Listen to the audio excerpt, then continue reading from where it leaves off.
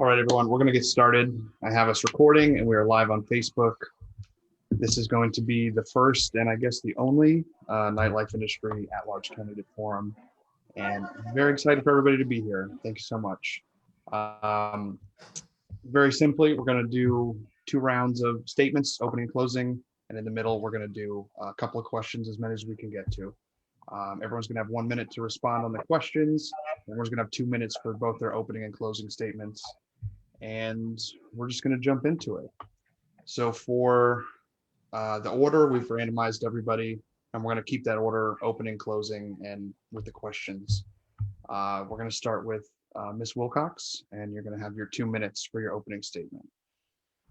All right, I'll jump right into it. Thank you, Zach, and thank you for everyone that's viewing, and hello to all my fellow candidates. I first want to take a moment to express my condolences to the family of Deon Kay. I know that video was just released, and I also noted that Chief Newsham continually referred to him as a man. So I think it's obviously outside the purview of this debate, but I think we can't not notice what's happening in our city. So I am the candidate for the Statehood Green Party, which is a progressive party. We've been around since the 1980s. We have a range of progressive issues such as statehood, affordable housing, health equity, and a whole range of issues. We stand very strongly with labor and worker protections. That would include people in the hospitality industry, the restaurant industry. But I do want to point that as part of our platform and my own personal view that I support Initiative 77, did support it, the one fair wage for all tipped workers. We supported that initiative, and we opposed the council's action to overturn it, which we felt was undemocratic in the context of DC, but also was not our position on how workers can be best protected. So thank you very much. I'm glad to be here.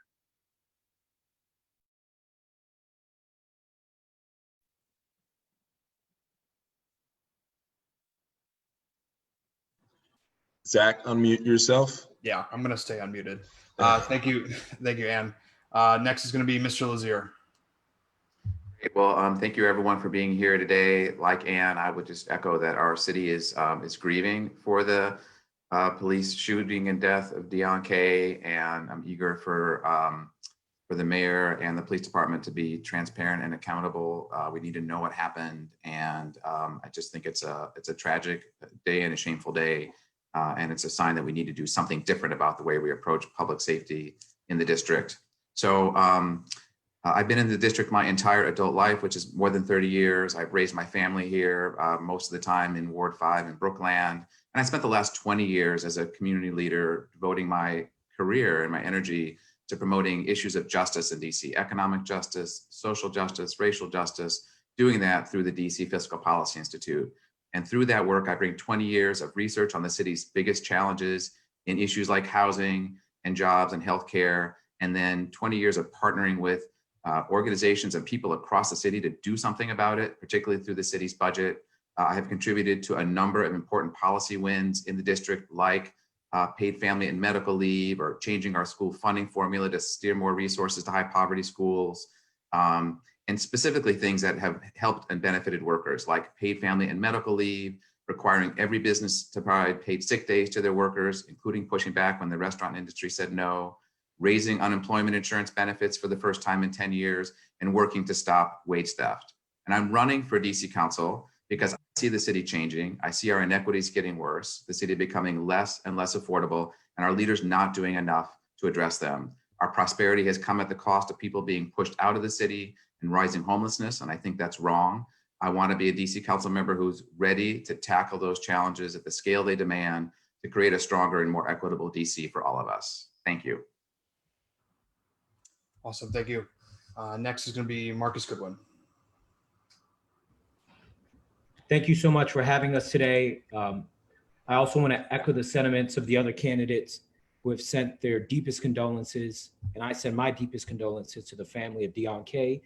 Watching the video released from police body cam is scary because I grew up a young Black man in the district, afraid of police my whole life, and have had negative interactions in spite of being a law-abiding citizen. And it breaks my heart to see another one of us fall in the streets, shot by police without rational reasoning. Thank you all for providing us this opportunity and platform. And it's going to be an emotional day for me to have this conversation. But I will tell you that I'm uniquely qualified to be a bold, transformational leader who will put people over politics and lead us safely through this pandemic. I'd like to see a full and transparent investigation by the district and create ways so that we will not have young Black men continually shot and killed in our streets. I have two core issues that I'm focusing on to make the district a better place. First and foremost is guiding the district to a public health and economic recovery that isn't just a return to normal, but one that'll build a stronger, more equitable DC. The second is closing our racial wealth gap by making more equitable investments in housing, education, healthcare, and economic development. When I talk about housing, I'm talking about ensuring that we have more affordable home ownership opportunities. People like my mother, who's a DC public school teacher, have been systematically priced out of living in the district. I wake up every day with that weighing heavy on my heart. So I want more affordable home ownership opportunities and ensuring that our longtime residents, renters, and homeowners have avenues and access to be able to continue to afford to be in the city by doubling down on our investments in affordable housing. When I talk about education, I want to ensure that we increase our investments in our schools, before school and after school programs. I know that me being involved with sports, the arts, athletics, help buoy me and save me through my academic journey to make it where I am today. When I talk about healthcare, I mean that east of the river, we have a maternal mortality rate for Black women that is 3 times that of their white peers. That needs to be changed with more access to healthcare institutions. When I talk about economic development, I want to help our small business community. Our downtown revenues today are 88% down from where they were in 2019. We need to step up and save our bar and restaurant communities and many other local small business owners. So thank you for your time, and I look forward to the conversation. Awesome, right on time. Excellent. And next is going to be Mr. Padro.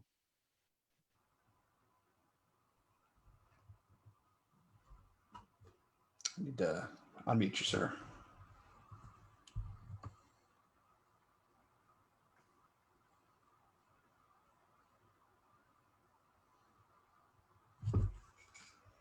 Sorry about that, little technical problem.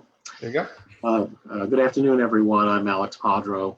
I've been an ANC commissioner in the Shaw neighborhood for the past 20 years, and I've been the chair of the ABC licensing committee for much of that time. As a result, I've worked with hundreds of ABC licensees from downtown in the Mount Vernon Triangle and the Shaw neighborhood, creating opportunities and trying to come up with win-win approaches to make sure that bars and restaurants have the ability to thrive and coexist with the communities in which they're working.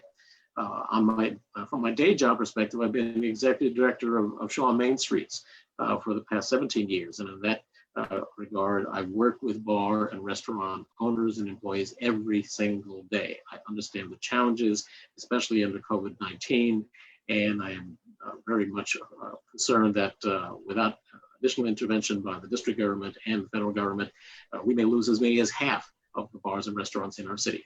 So this is critical for our cities and our neighborhood survival and future.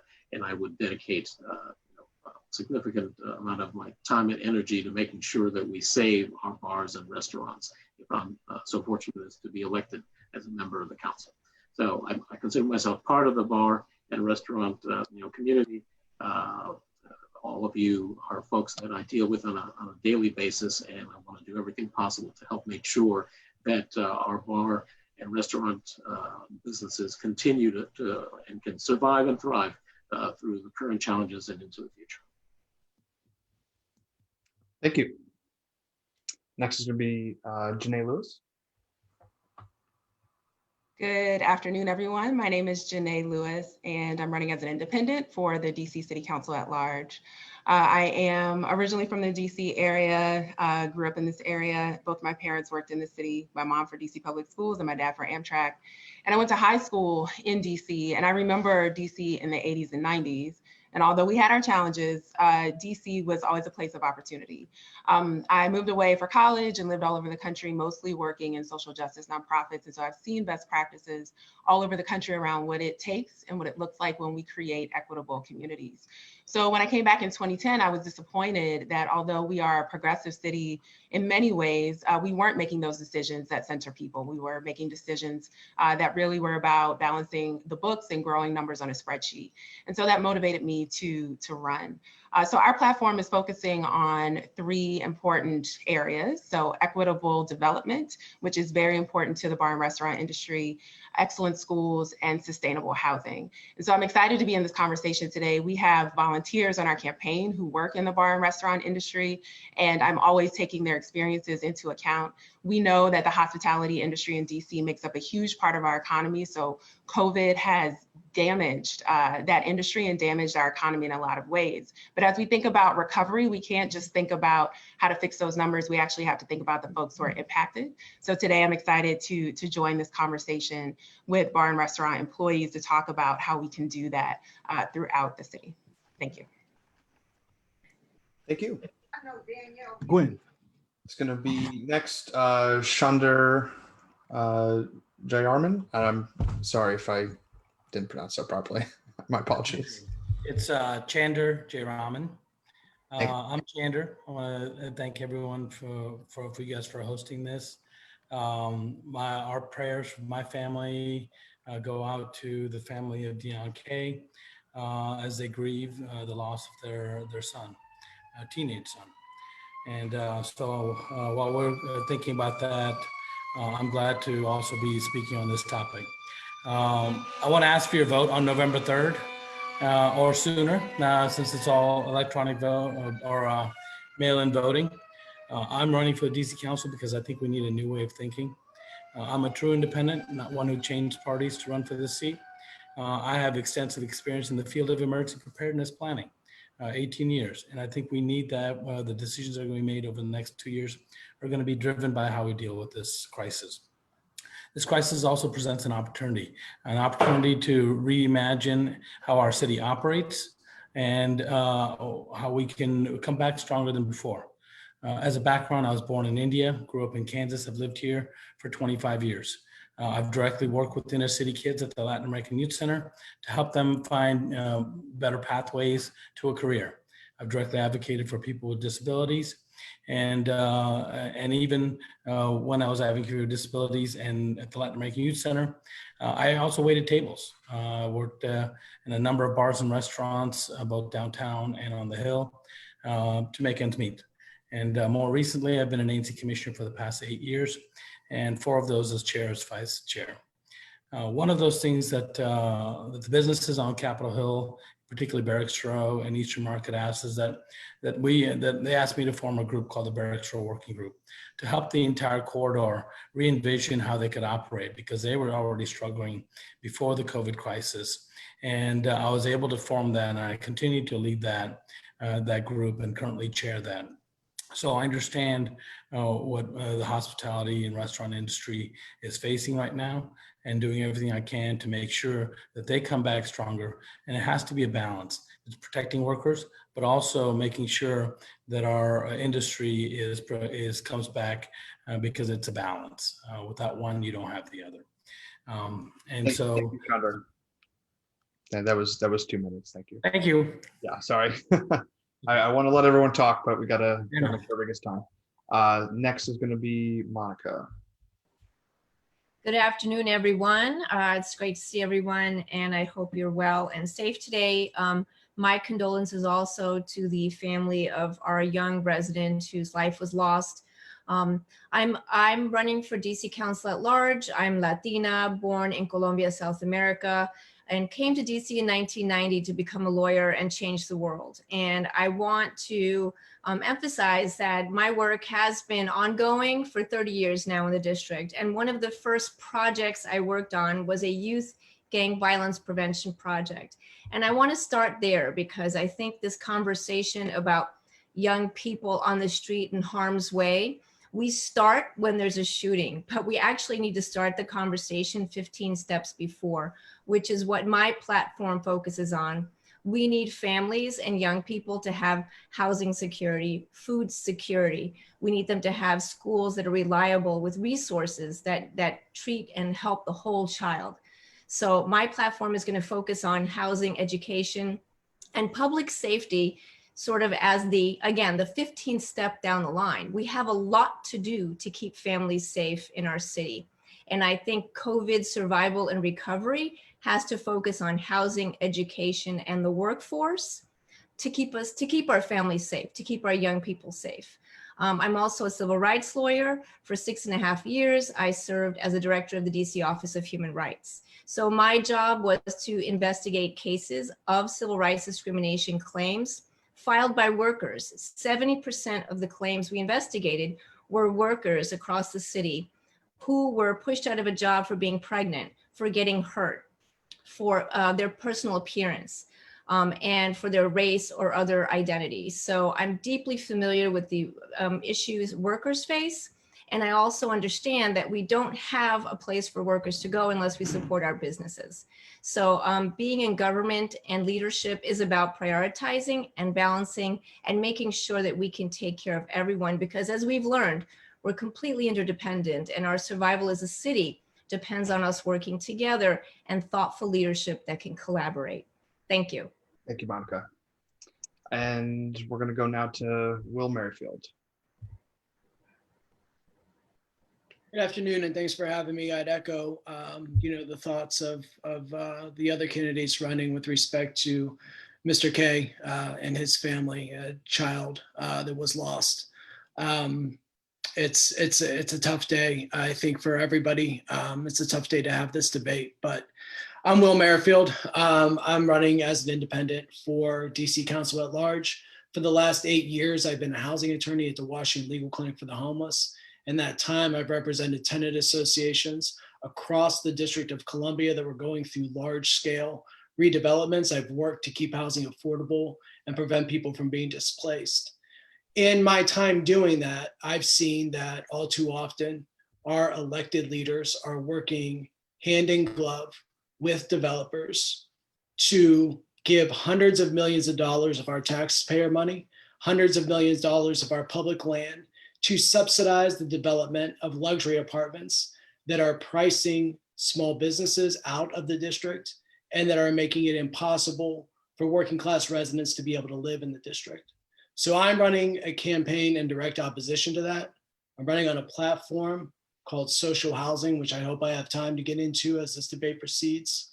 But I want to stress that, in order for DC to recover from this pandemic, the allocation of resources of the District of Columbia are going to have to be used to meet the needs of the collective, to meet workers' needs in the short term, and in the long term, to move to a different system, a more just system, and a system that looks out for both small businesses and their employees. Thanks, sir. Next is going to be Dr. Mick.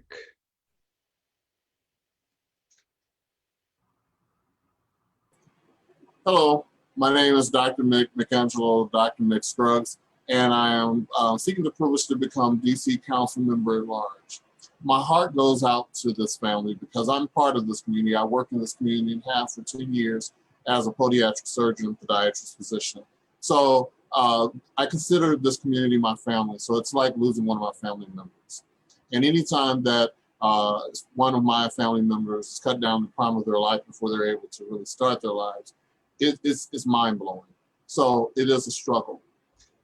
People are tired of hearing empty promises. People are tired of saying we're going to do this and nothing ever gets done. They elect representatives who come with all of these campaign wishes and caviar dreams, and nothing's ever done.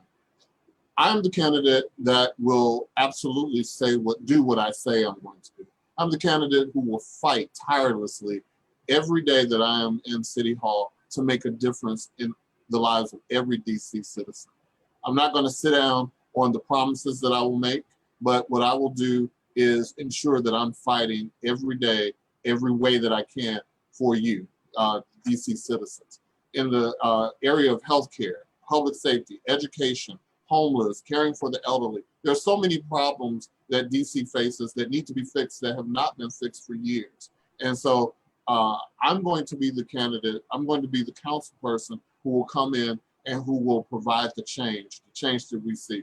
I am the change for the prescription for change, and I am the change that DC needs to see. Thank you. Thank you. I guess we're still missing Mr. Garcia. I was hoping he would show up. But next is going to be Vincent Orange. Hey, good afternoon, everyone. My name is Vincent Orange. I'm an attorney and a certified public accountant with a Master of Laws in Taxation from Georgetown University. I've had the opportunity to serve Ward 5 as a Ward 5 council member for 8 years, at-large council member for 6 years, and also as a Democratic National Committee man for 6 years under President Obama. I've had the opportunity to be here during the bad times. I came in 1999, where we had a $518 million deficit. We had junk bond status. We had a control board. We were scared of Y2K. But at that time, the citizens actually told our civil rights leaders at that time, thank you very much. But right now, what have you done for us lately? We're going to go with a new council and a new mayor that can dig us out of that hole. To make a long story short, in that 8-year period, we got the prescription from the federal government. You balance your budget for 4 years and the control board goes away. Over that 8-year period, we produced a plan called the Economic Resurgence of Washington, D.C., Citizens Plan for Prosperity, 40 action items, and we were able to come back. In 2008, when I left government, we had a rainy day fund of $1.5 billion. We had AAA bond status. There was economic opportunity everywhere. And needless to say, while we're going through this particular crisis, the COVID crisis, the civil unrest, the police brutality, which also includes Deon K, and my deepest sympathies goes out to he and his family, is that rainy day fund of $2 billion that has gotten us through. It got us through the federal shutdown a year and a half ago. There was about $1.5 billion left. The mayor used $772 million to balance the fiscal 2020 budget and $775 million to balance the 2021 budget. Now we need to move forward. We need to come back better. My proposals include: 1, let's address education and take that issue off the table. Let's provide $25 million of infusion, get the kids laptops and get them going. Thank you, Mr. Orange. That's 2 minutes. Sorry. No problem. Next, we're going to Councilmember White. Thank you very much for having me. Good afternoon, everyone. It's only appropriate on a very sad day in the District of Columbia to start with my deepest condolences for the soul of Deon K and for his family, for the community that's grieving, and my hope that we as a city can not just get through this, but improve this and become a better city, really set a model for the nation. I'm a 5th-generation Washingtonian and a first-term council member. The most important things to know about me are that I'm a husband, a father, and someone who loves this city that he grew up in. I'm a lawyer by training and really cut my teeth as a young lawyer on Capitol Hill working for Congresswoman Eleanor Holmes Norton. Although I'm a lawyer and my wife was a lawyer, that is not the background of my family. I come from a family of entirely hourly wage workers who have struggled generation after generation to be here and to stay here. And so that has informed my mission for my work and the work that I do. That's the reason that I left my job with no backup plan 6 years ago to run for the council the first time I ran, because I saw the city hit an economic resurgence that most of us never thought that we'd see. But I saw that my family was no better in the good times than they were in the bad times. And I believed that I could do more about that on the local level than I could on the federal level. I was not successful in that first campaign, but 4 years ago, I came back and ran again with a mission of pulling our city together and really attacking the issues that impact the most vulnerable of our communities. I was blessed to win that election, but not to rest on my laurels. I immediately put together a transition committee, laying out in detail what I hope to accomplish in my first 4 years so that voters could hold me fully accountable. I'm proud to say that still with a few months left on the clock, we have finished almost every single thing that we put in that transition report. I've written and we have gotten past one of the most progressive early childhood education laws in the country.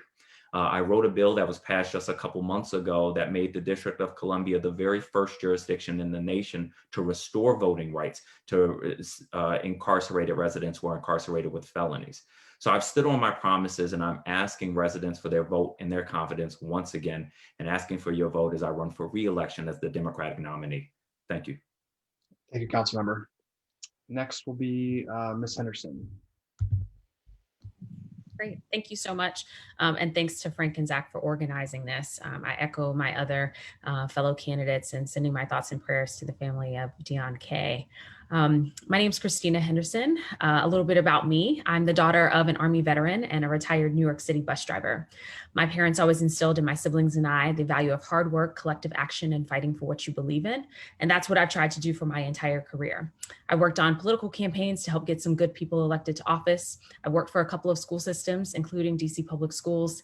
I've advised and worked with US senators, which is what I currently do in my day job. And for 5 years, I had the pleasure and honor of serving residents in the District of Columbia, first at DC Public Schools, and then for 4 years at the DC Council. I was Councilmember David Grosso's first legislative director, and then when he became chair of the Committee on Education, I moved over to the committee to serve as the committee director for 2 years before leaving for my current work. The thread throughout my entire career, though, has been about how do you help working families and children succeed? Because I truly, truly believe that one zip code should not be a barrier to your opportunity for success. And unfortunately, in DC, we know that's not the case, and that's why I'm running. I'm running because I believe we need a more equitable DC, and because we need more council members who are focused in on policies that are going to make DC more equitable and sustainable for us all.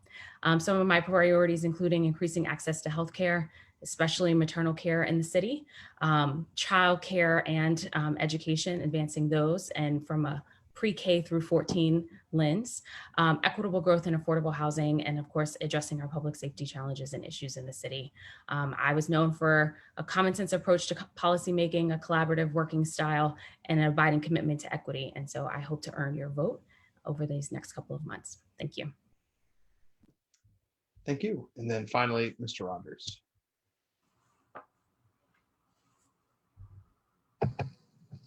There we go. Can you hear me? Yep. Hi.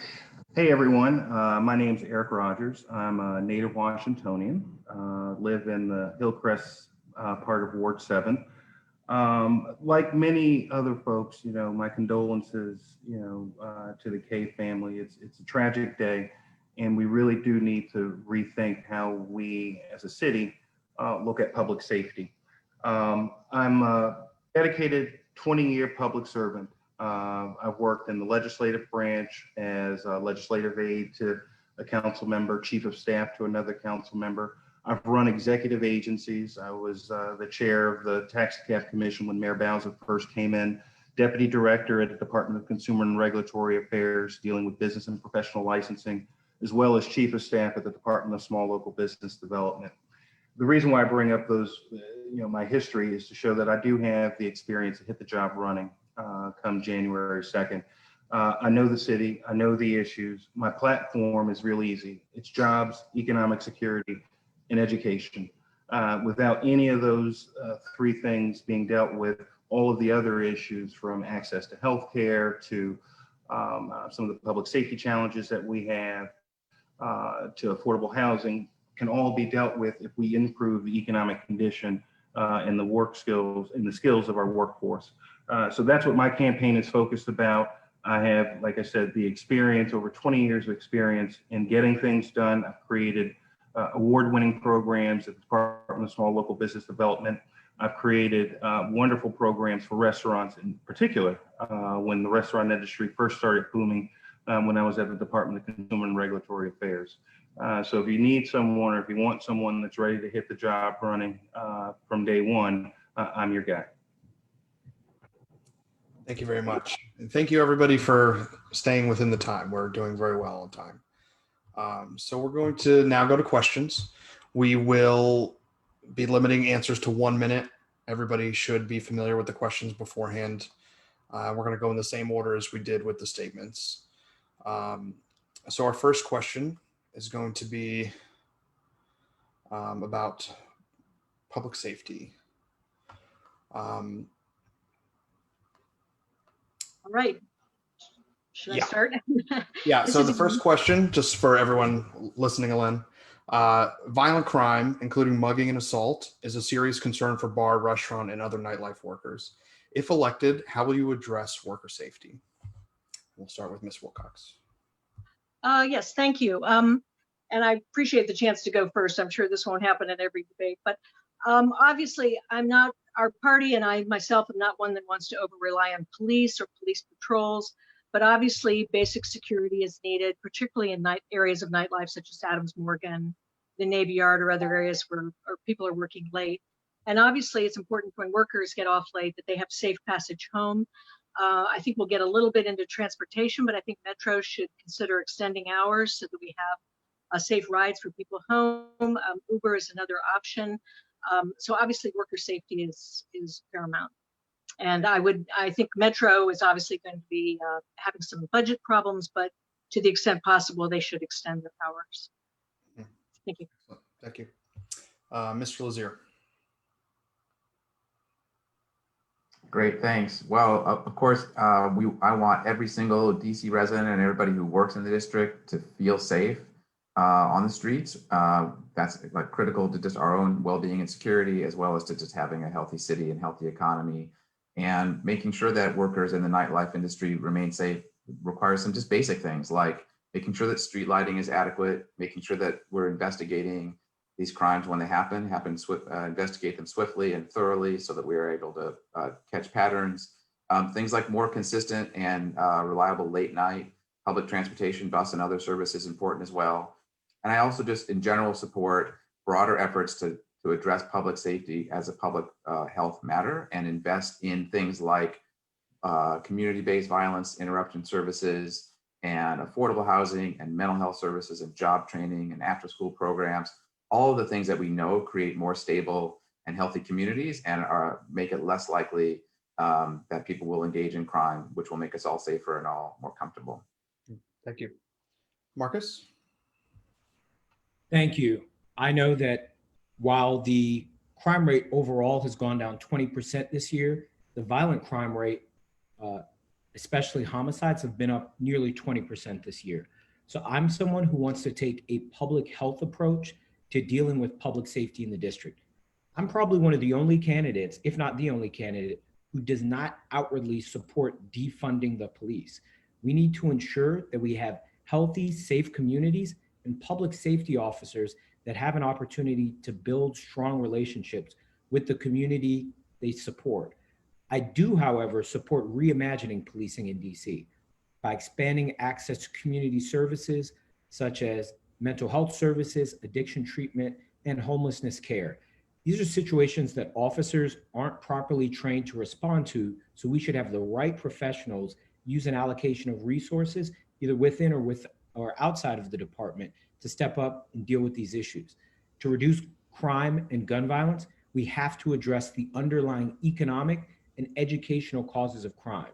Too many of our young adults are using Marcus. Sorry to cut you off. Alex?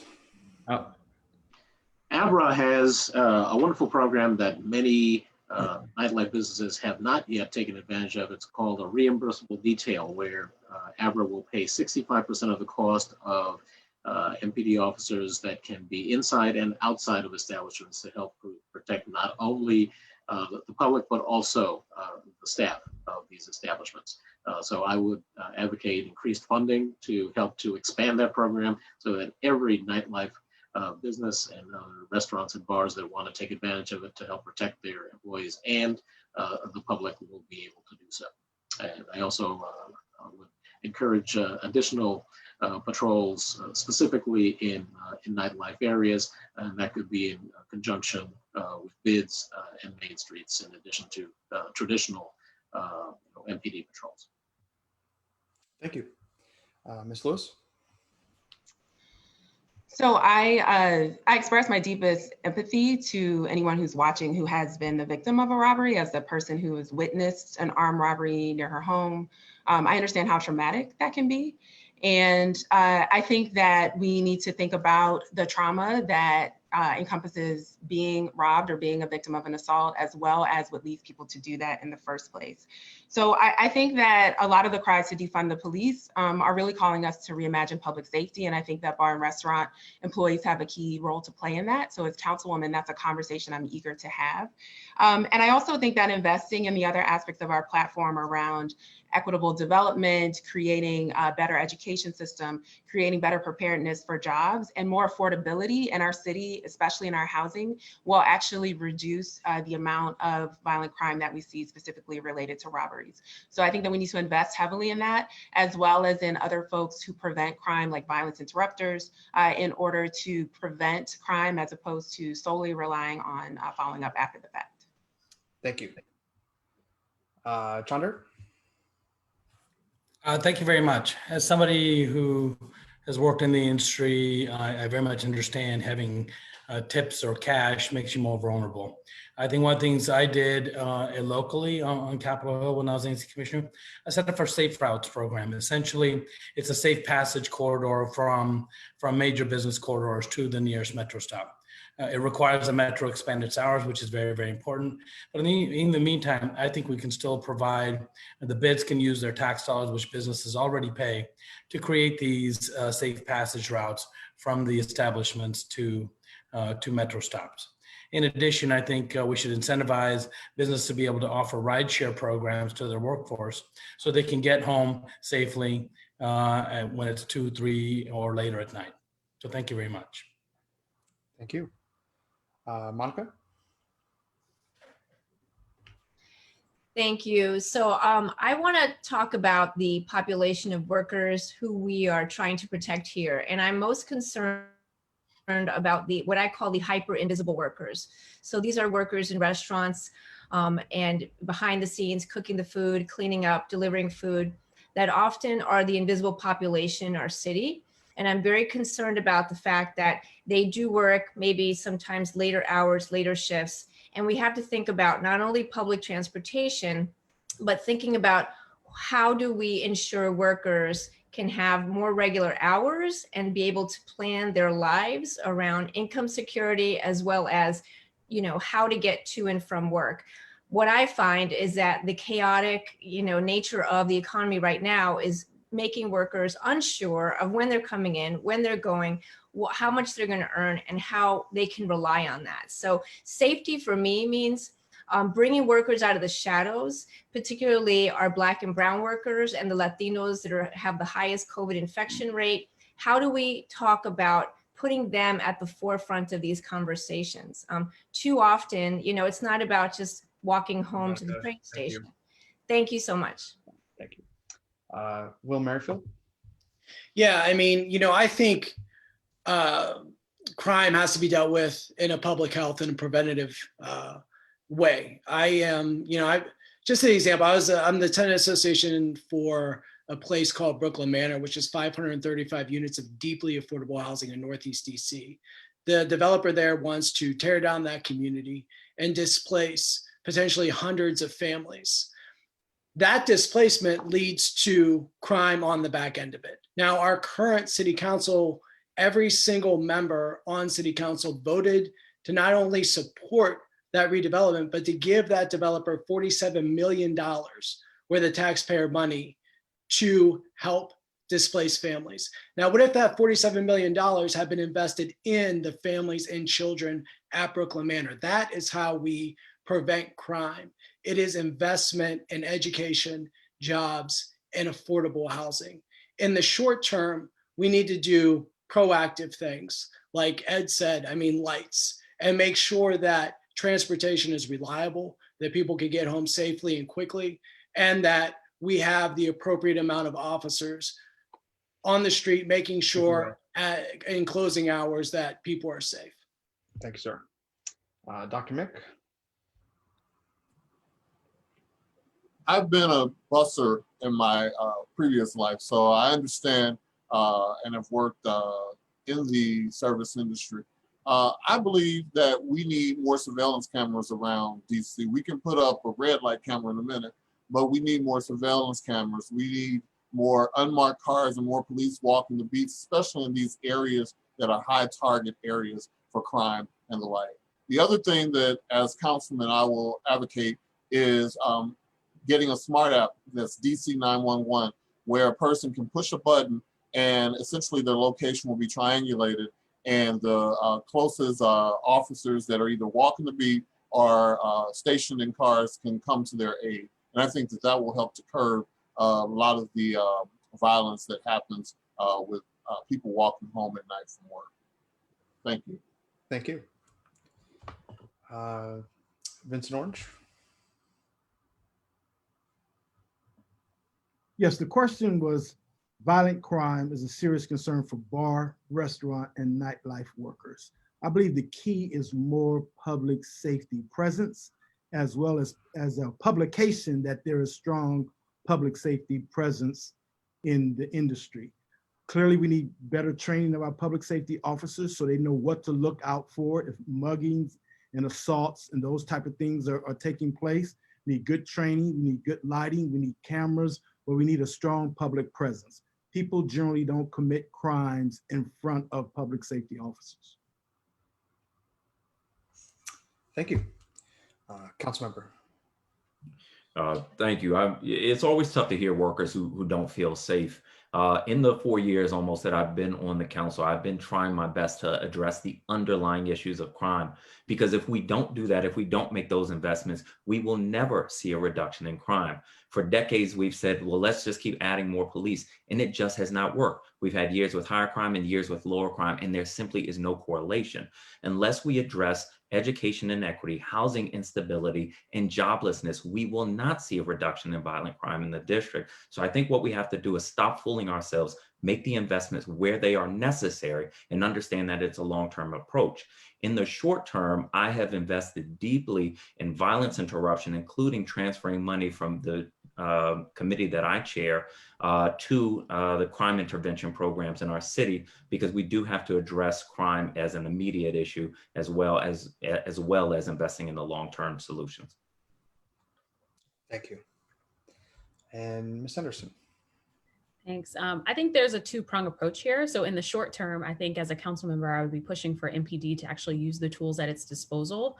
I used to live in Shaw. My daughter went to a daycare center at 7th and T, where there were a number of daytime violent shootings, right in sort of that bar nightlife corridor. And it took weeks in order for MPD to decide to put a camera out there and to actually post officers at this corner where you had week after week incidents that were occurring. And so I feel like that's step one, is how do you use the tools that you already have to increase the safety for those who need it? The second, of course, is addressing the long-term, the underlying issues that lead to crime: housing, workforce development, having places for young people to go.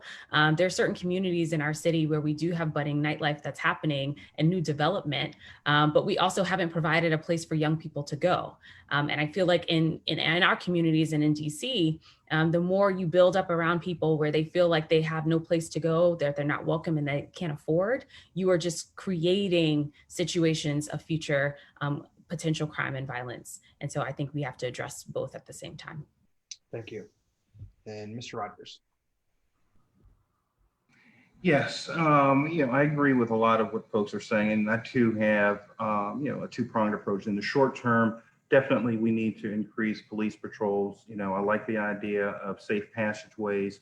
It's one of the things I worked on at DCRA, actually, with some of our business license investigators, and how we could help in those corridors, those safe passages, especially for kids, so they wouldn't be exposed to illicit drugs and the like. But again, you have to look at it long term. You can have additional officers, you can have the DC circulator going around at some of the nightlife corridors to pick up folks, take them to the metro. But as folks have been saying, you have to use a public health approach and change the way that we think of public safety. I want to move away from crime and punishment to prevention and rehabilitation. And I think, in doing that, it takes a whole different type of thinking that helps to move, our population to an area where crime is not something that they want to do. It's not part of the lifestyle, and it really starts at home. Thank you.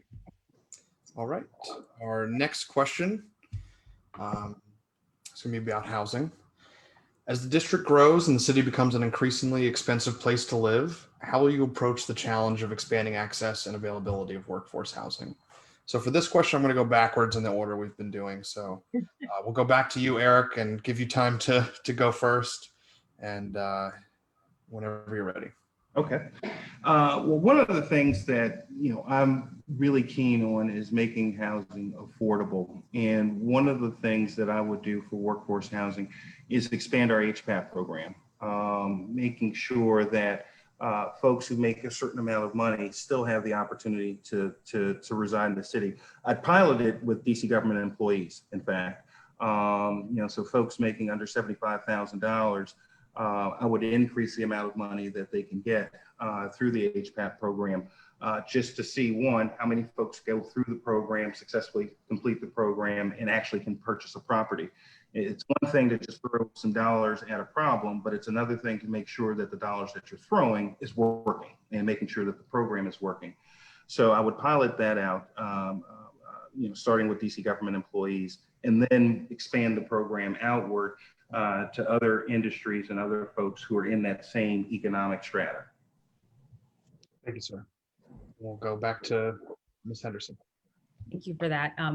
So affordable housing is definitely a huge priority for me. There are lots of different issues, but in this quick time that we have, one thing that I want to focus on as a council member is improving our inclusionary zoning policies so that we have a better match in terms of units we have available with the demand and need. Right now, 70% of the households who are in the lottery for IZ homes are at the 50% AMI threshold, where only 25% of the homes available are in that threshold. So I feel like we need to do some work there to ensure that all of our workforce and affordable housing is not on one part of the city, and we're creating modern day redlining that's happening. The other thing that I want to focus on is establishing a land trust. I live in Petworth. A number of my neighbors are seniors who often have developers coming to offer them cash for their homes. Why hasn't DC established a land trust whereby a person who wants to downsize can sell their home to the trust and pass it on to another family so that they can experience affordable home ownership as well? So those are two things that I would focus on from a workforce housing. Awesome, thank you. Councilmember.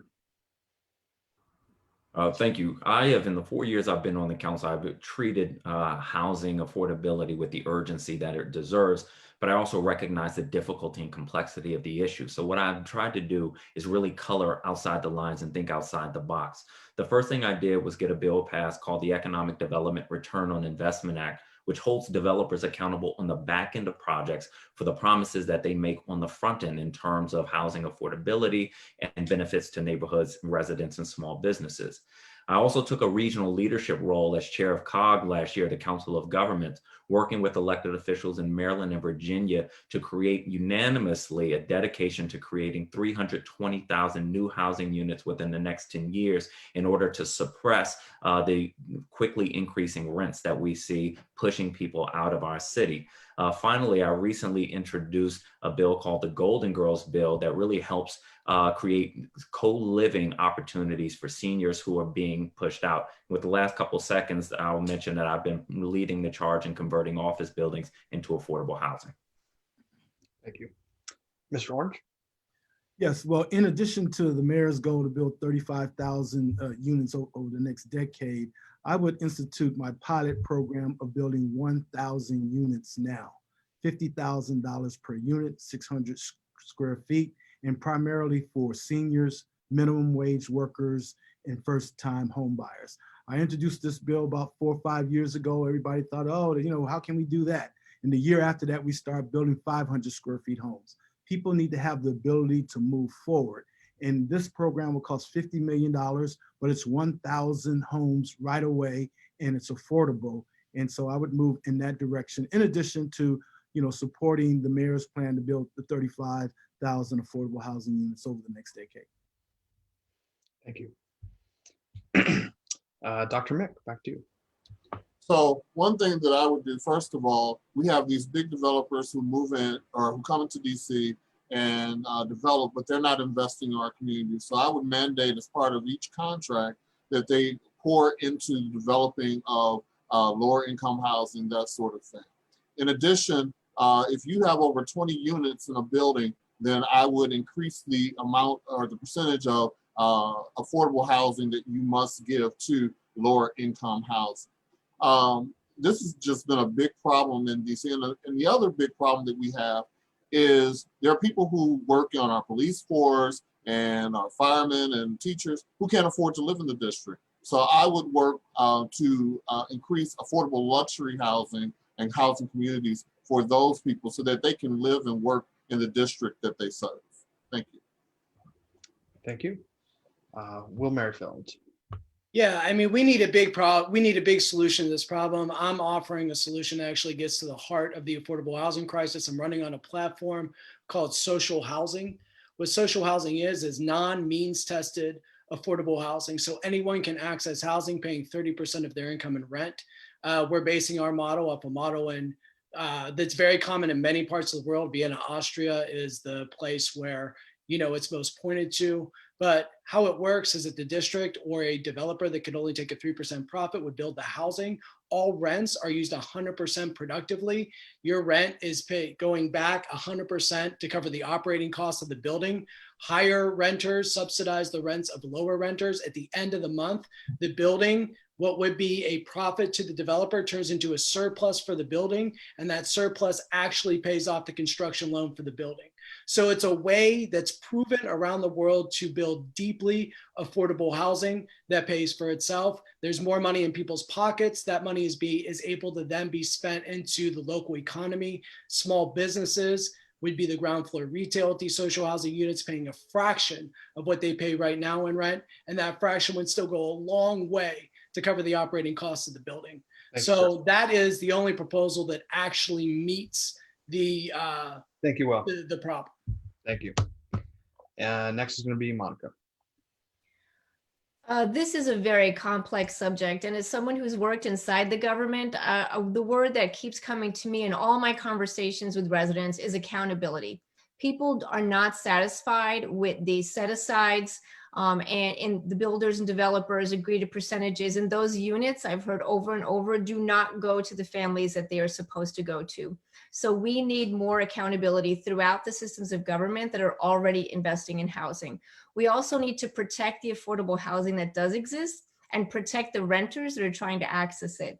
In my role as director of the Office of Human Rights, discrimination claims were constantly filed in my office when returning citizens couldn't rent an apartment, when low-income workers couldn't rent an apartment, or families with 3 or more children or family members couldn't rent an apartment. So we need accountability to make sure the investments we're making go to the families that need them, and also protection for people and workers trying to rent those units. Thank you. And Chander.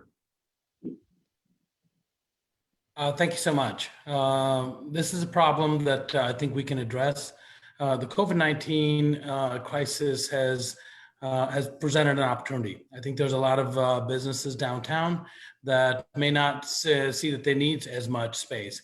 And I would encourage that we promote converting a lot of these these buildings that are currently commercial into residential buildings, and incentivize those so that they can be converted, and increasing the number of residential units that are available at the core of our city. In addition to that, I think we need to make DC residents get a preference for getting a lot of these affordable units. And we should go beyond the 35% that some places are requiring, and that they should have a preference for DC residents to get them first. Currently, it's open to anybody. And those two things, building more residential units within our business corridor and making DC residents have a preference, are the two solutions to making that possible. Thank you. Ms. Lewis. So I think there are 3 main things we can do to create workforce housing that's affordable to workers. So 1, I agree with Monica that there needs to be a higher level of accountability using our existing systems to make sure that renters have access to the housing that's set aside for them. I think we also need to look at our rent control law. The council voted to continue our rent control with the same poor provisions that currently exist. I think we need to remove voluntary agreements as a start start, just right off the bat, because that will create better access for those renters who need it. But I think long-term, we need to look at land trusts and mixed income housing cooperatives. So the city has both. We have the Douglas Community Land Trust. We also have mixed income housing cooperatives throughout the city. Our government has a role to play in incentivizing these types of developments, which allow people to purchase homes at a highly reduced rate. And land trusts in particular also create space for businesses so that we can have more stable restaurants and bars and other service industry within those land trusts. Thank you. Alex.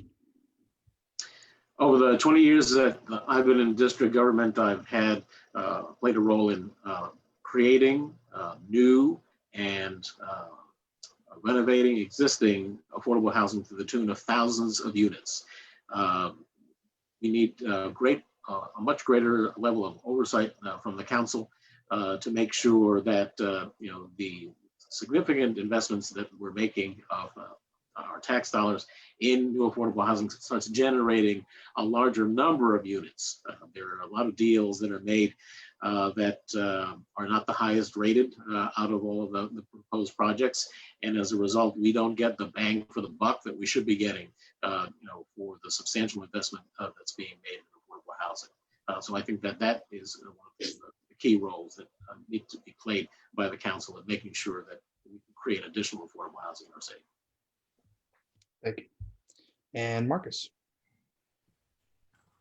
I would like to highlight that my professional experience is in building and financing affordable housing. No other candidate can claim that. I put together financial models, and I've been a principal with a firm that has built affordable housing units with our Housing Production Trust Fund. I would like to see us double down on our investment to the Housing Production Trust Fund and put our money where our mouth is. That means we need to go from $100 million a year in affordable housing investments to $200 million a year.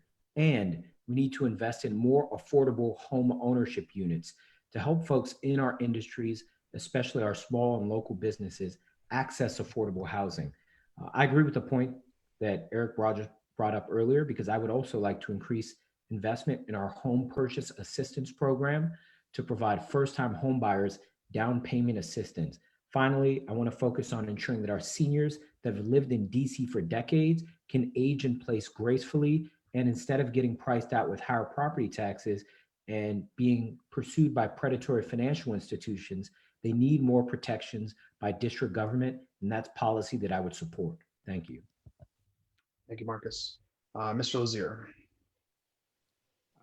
There's something wrong with the society if the people who work full-time can't afford to live in that community. And that's why I've devoted my entire career to focusing on issues of affordable housing. And it's a personal issue as well. I want everyone who's listening to this forum to be able to afford to live in the city and stay in the city.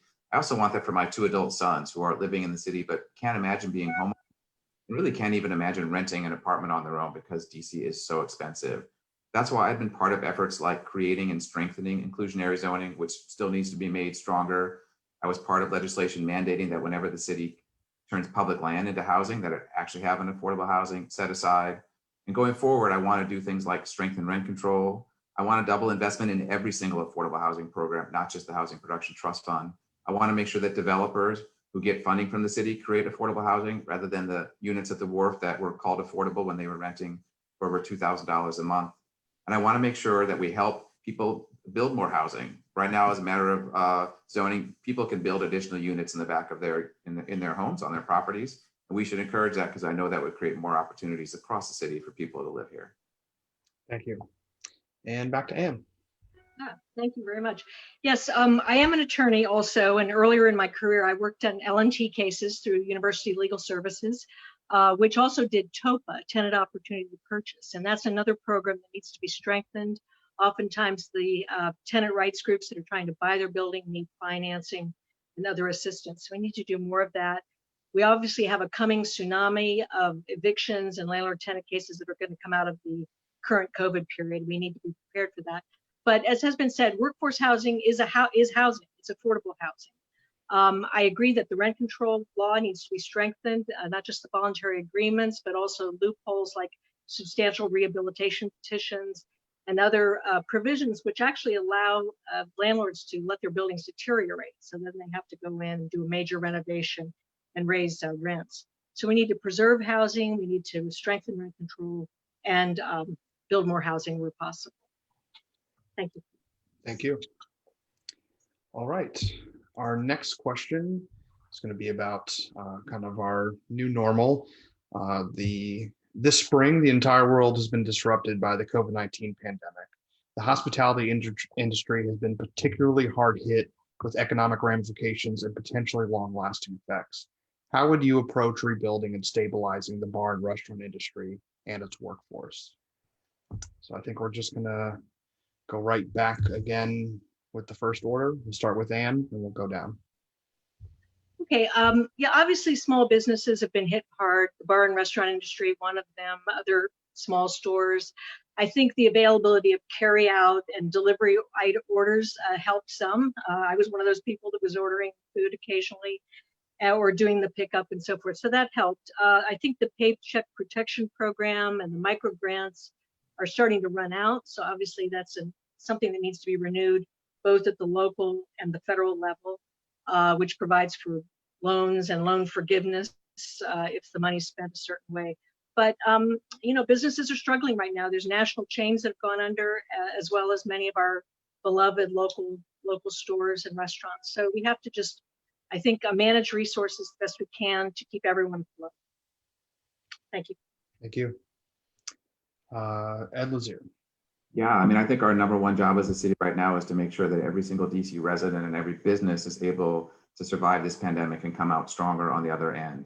For me, thinking about workers first, we need to strengthen the city's unemployment insurance program and increase benefits, whether or not the federal government comes through, as of course they should.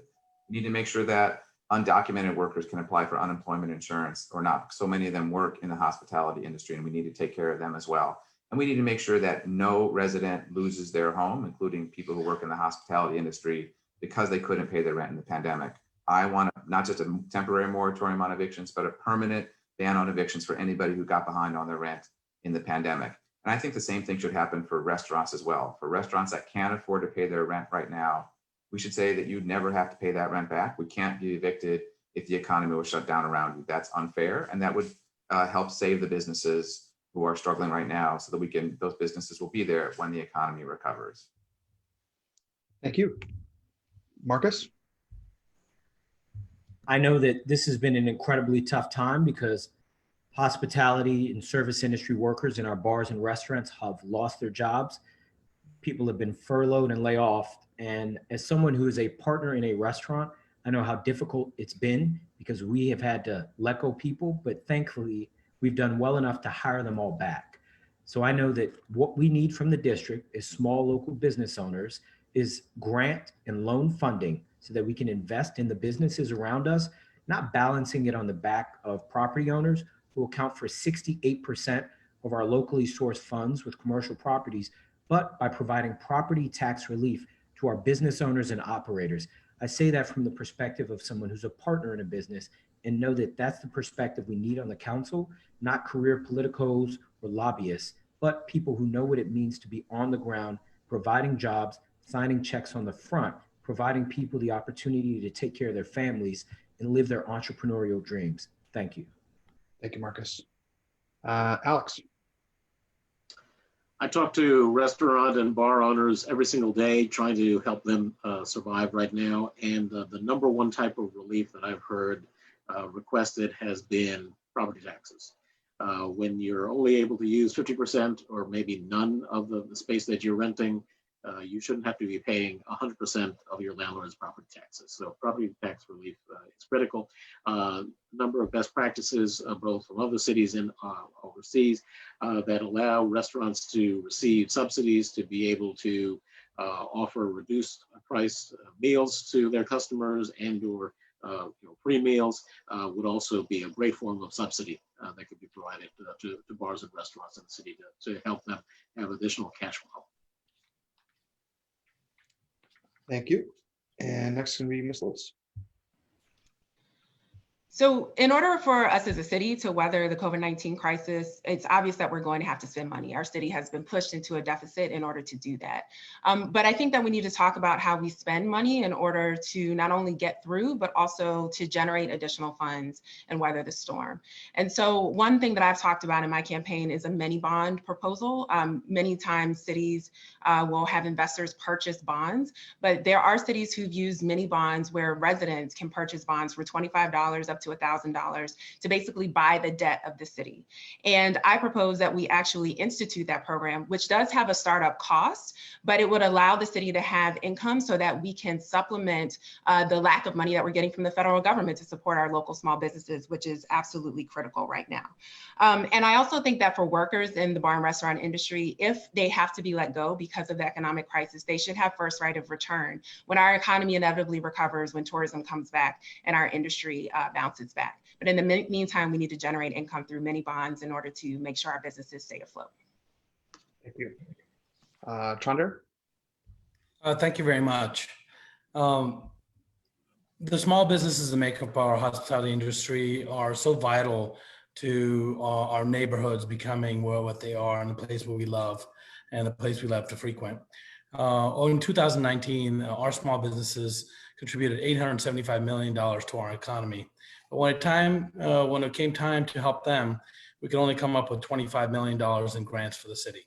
I think that's just tragic, and we didn't step up when we needed to. I think one of the things we can do right away is to return the bid taxes that businesses are making back to them in the form of grants. There's also what happens currently is a triple net, where the tenant has to pay the owner's property taxes and insurance. I think if a property owner forces the tenant to pay those parts, the tenant should get it back. What it does is offsets the fixed costs or the overhead costs, which is the greatest expense for a lot of our small businesses. And for our workers, I think it's a moment to help them understand how to imagine where they can go in a career with paid job training. Thank you. Thanks, sir. Monica?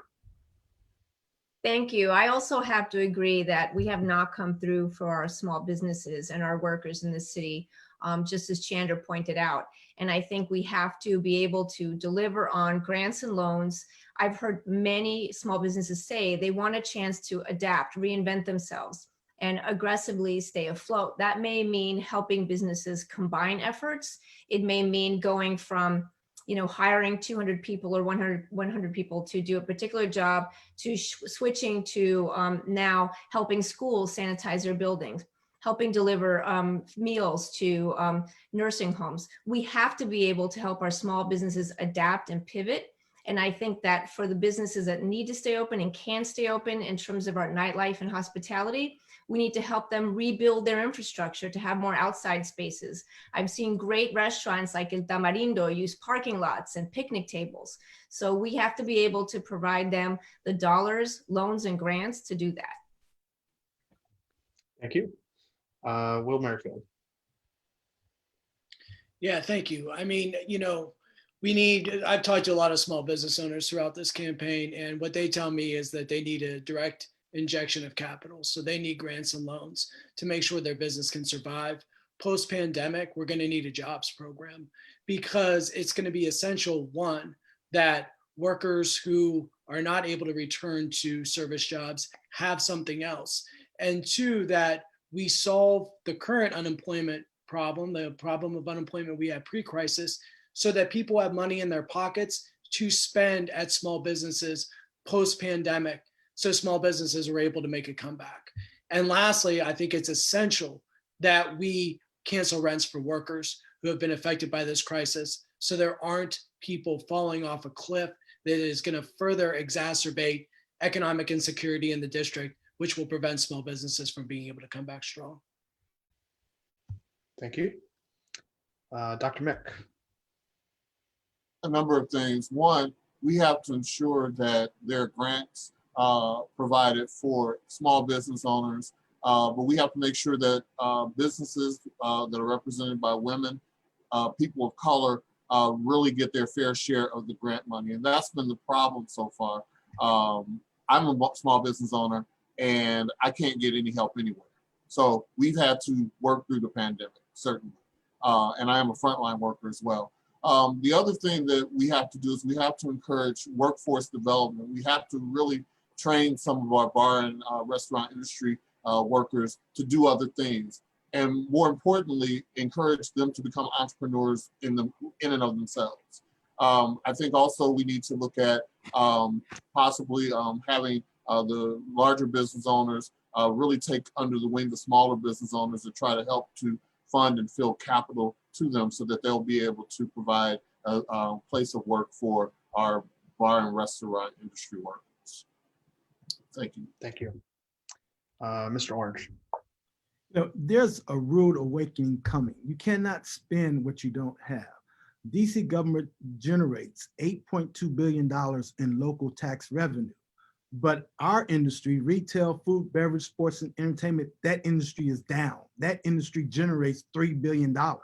So all this talk about, we're going to get this from the government, we're going to get this from DC, that is not going to happen. DC's rainy day fund is down to $149 million. So we must invest in bringing the business community back.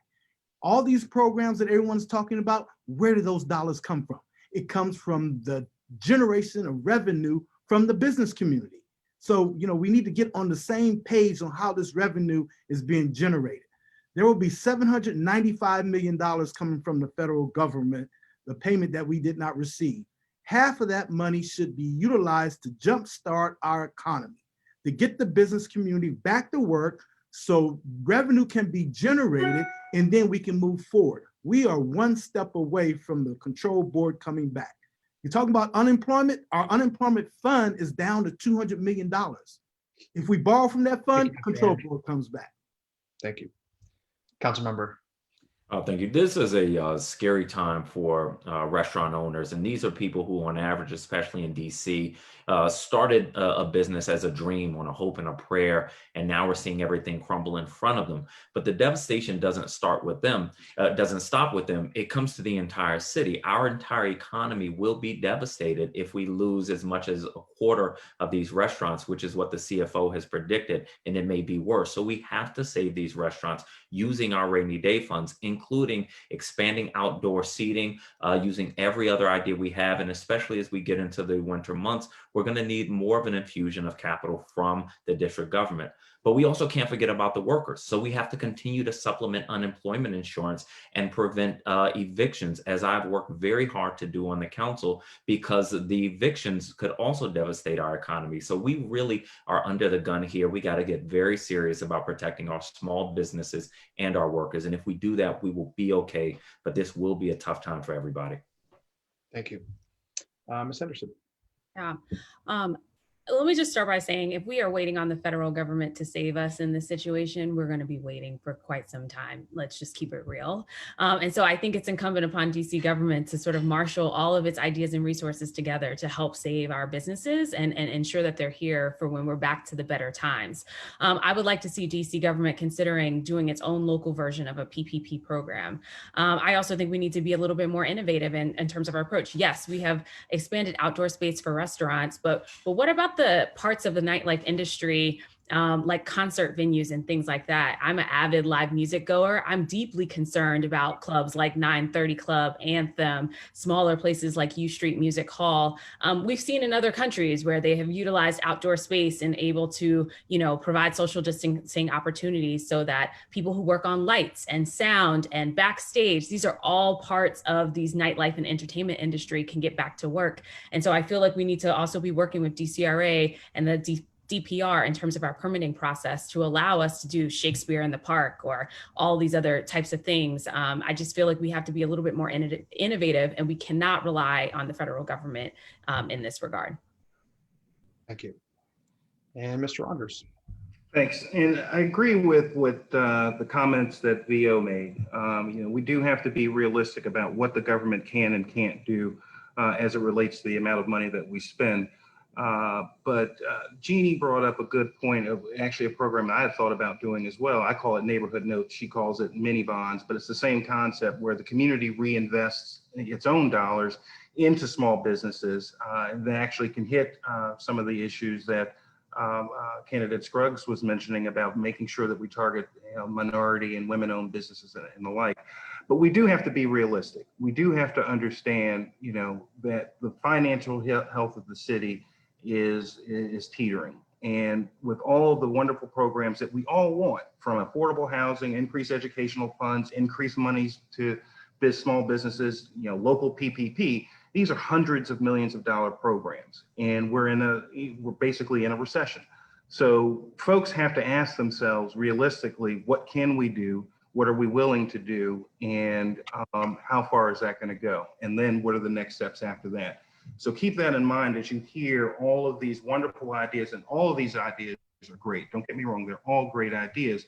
The revenue that the city has, as Vio mentioned, comes from business activity and personal income taxes. And our income tax rate, income taxes are down, our business taxes are down. Where's the money going to come from? And as Christina said, if we're going to wait for the federal government, Thank you. Thank you. All right. I think we're coming to the time of this forum that probably everyone has been looking forward to that's watching on Facebook or watching here live. I want to preface this question with there are a lot of opinions and feelings and emotions about Initiative 77. I want this to be a space where we talk collaboratively and calmly about those feelings and emotions. And let's just have a good, honest conversation about it, okay? The question was posed to the candidates as such. As an overwhelming number of tipped workers vocally opposed Initiative 77 and supported its overturn, will you assist the bar and restaurant workers in their support of maintaining the tip credit? Do you think that this is an issue that you will take up on the council if elected? Why or why not? And we will start, we'll go backwards again, and we'll go back to Mr. Rodgers.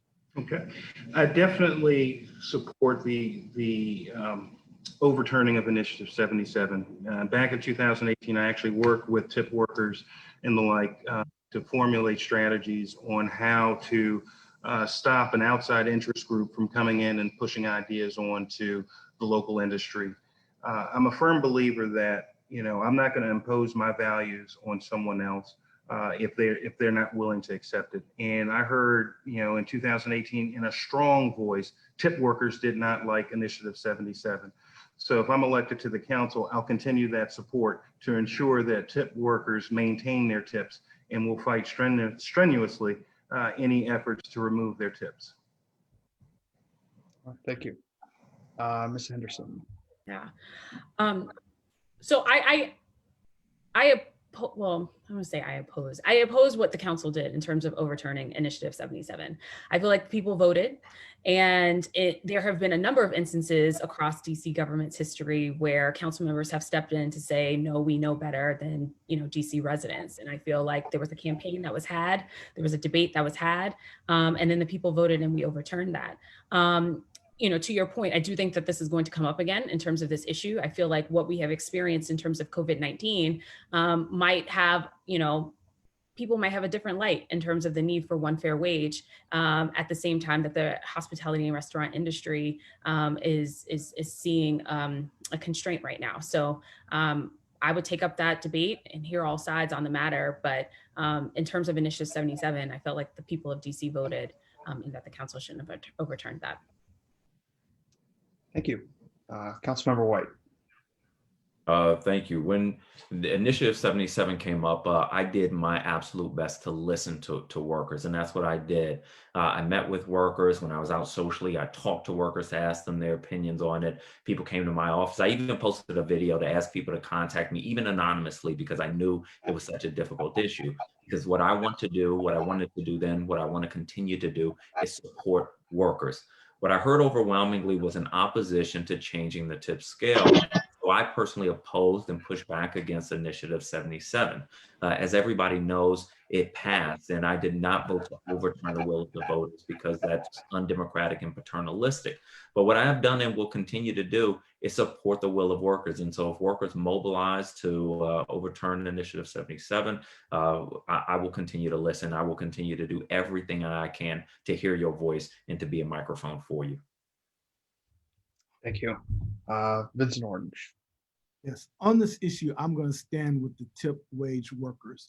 I was at the council and brokered the deal between the restaurant industry and the workers that generated an increase in the minimum wage that doubled the tip wage minimum at that point, and that was the agreement. And then to come forward with Initiative 77 it just came out of nowhere when the tip wage workers indicated they make more money getting tips than they would at $15, or at that time it was $12.50 per hour.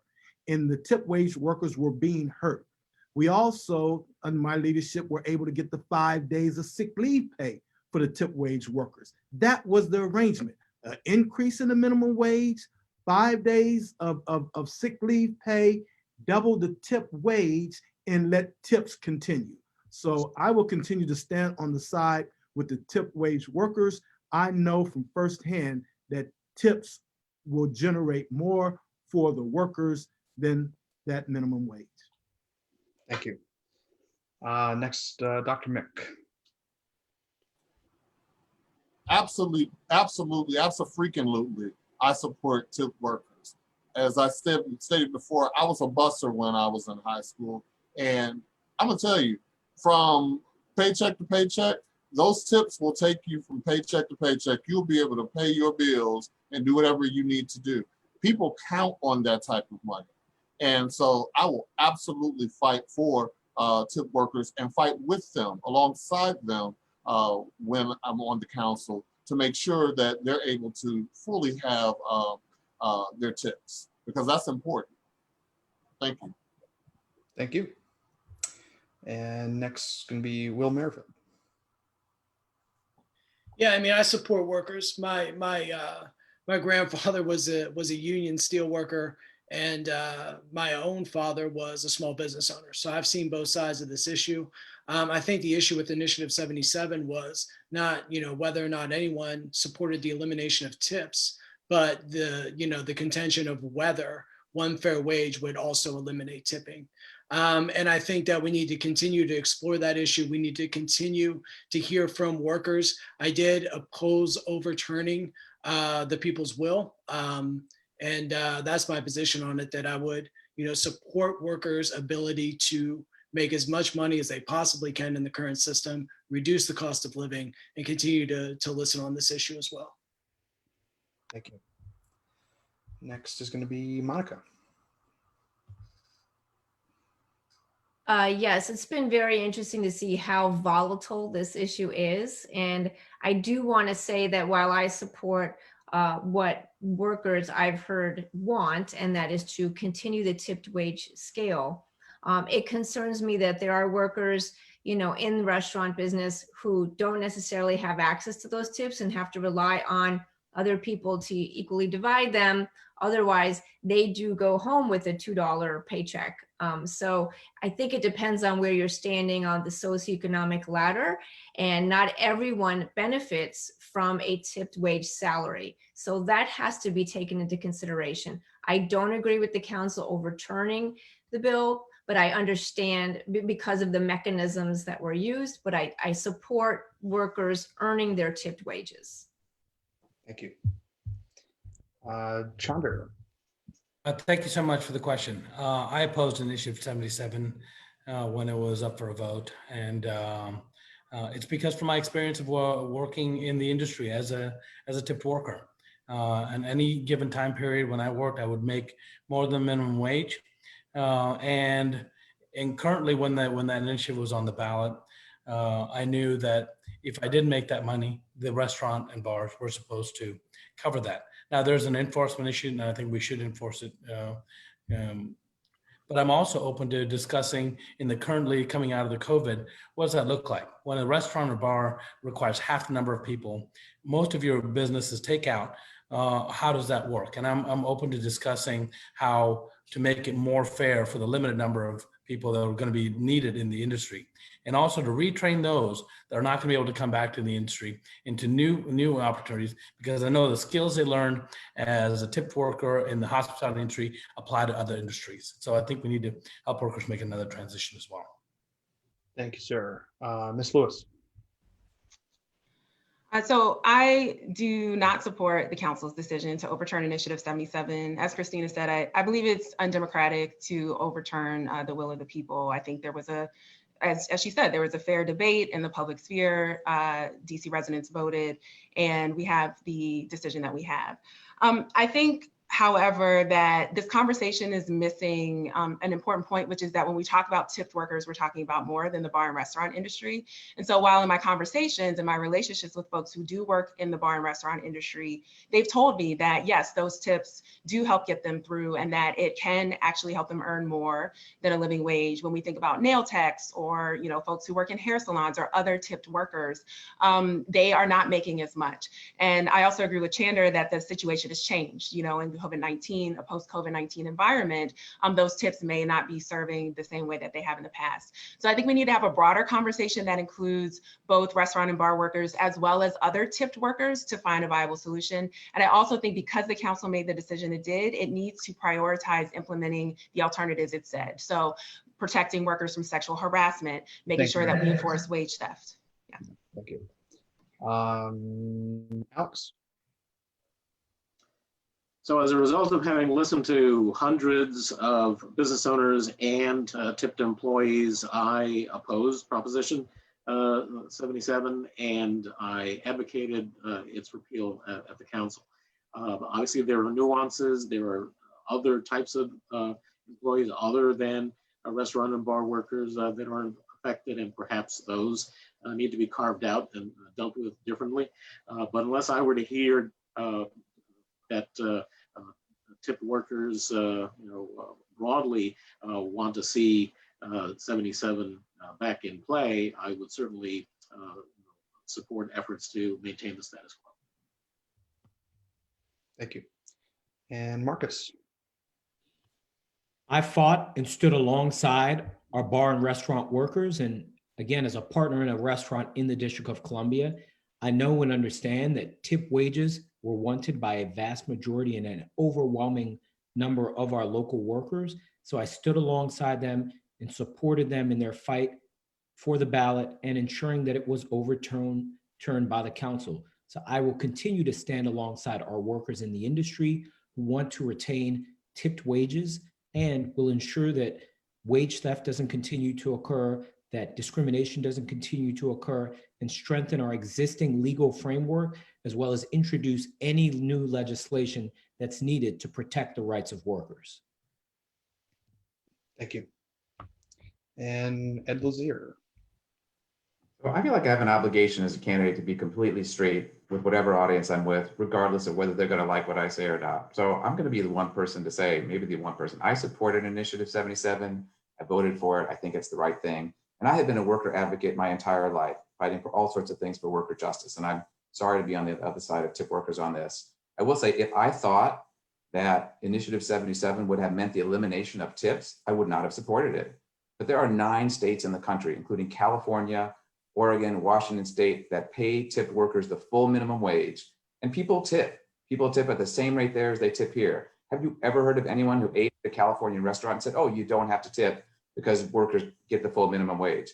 So it's a false choice to say tips versus minimum wage. Raising the minimum wage means a higher base wage for direct servers, as well as bussers and bartenders and barbacks, and tips. Tips don't go away. And that's why I support Initiative 77. We know that communities that have a full minimum wage and tips, that workers are less likely to live in poverty, less likely to need SNAP or food stamps, less likely to have public assistance, less likely to have unstable incomes. I would also add Initiative 77 called for a gradual increase in tip worker wages, $1 a year. I want to cut you off, but yeah, thank you. And then Ann Wilcox. Yes, hi, thanks. I'm going to leave my video off because it's echoing a little bit, but I just want to say that I stand with Ed and I stand with the folks that propounded Initiative 77.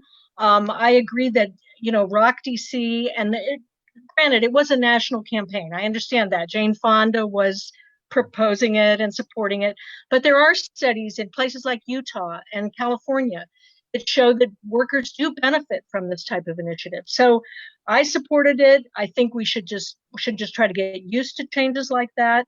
I think a lot of the opposition came from people who own the bars and restaurants and obviously, threatened to fire people and put out a lot of threats that may or may not have come to pass. So I also agree that having a fairer wage tips, results in more money for all people in the restaurant and can reduce harassment as well. So I stand with 77. Thank you. Right. Thank you, everybody. I think that was a good roundup of calm, collected thoughts on the issue, and we need more of that. That is always good. We do not have time for another question now, so we're going to move into closing statements with the 2 minutes for everybody. We will start in the reverse order than we did for the first statements. We'll start with Mr. Rodgers for closing statements. All right, wasn't expecting that. Well, thank you guys. It was definitely a good debate, good conversation on a lot of important issues. Again, I'm Eric Rodgers, a native Washingtonian, running to be your next at-large council member. I think I have the experience necessary to take all of these concerns, synthesize those concerns, and come up with effective policy. I've done it for 20 years. I've been awarded many awards from the federal government, from the President of the United States to 3 different mayors in the types of stuff that I do in bringing everyone together, hearing all the sides of an issue, and implementing policy.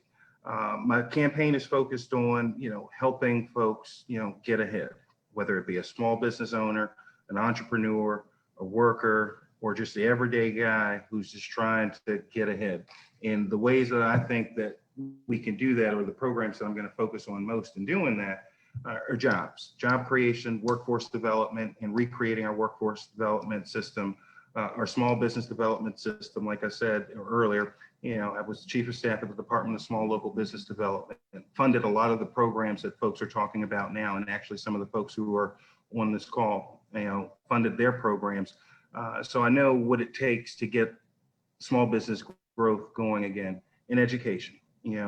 At the root of every job and at the root, I think, of a lot of our social ills is an ill-prepared electorate and an ill-prepared population.